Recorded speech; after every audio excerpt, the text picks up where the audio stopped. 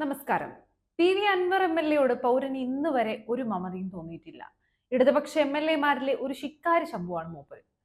പാർട്ടിക്കെതിരെ നിൽക്കുന്നവരെ പല്ലും നഖവും ഉപയോഗിച്ച് വേട്ടയാടുക എന്നത് ഇയാളുടെ പ്രഖ്യാപിത നയമാണ്. പക്ഷേ തന്റെ വ്യക്തി താല്പര്യങ്ങൾ സംരക്ഷിക്കാനുള്ള ശ്രമങ്ങളുടെ ഭാഗം മാത്രമാണ് അൻവറിന്റെ പാർട്ടി സ്നേഹമെന്നാണ് പിന്നാമ്പുറ സംസ്കാരം.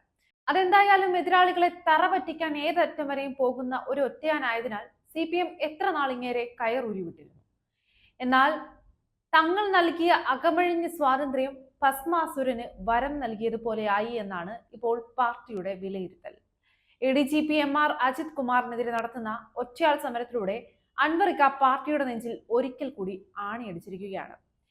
SP സുജിത് ദാസനുമായുള്ള തന്റെ ഫോൺ കോൾ സംഭാഷണം പുറത്തു വന്നത് വഴി ആഭ്യന്തരമന്ത്രി കൂടിയായ മുഖ്യമന്ത്രിയെ അൻവർ ശരിക്കും പെടുത്തി എന്ന് തന്നെ പറയാം.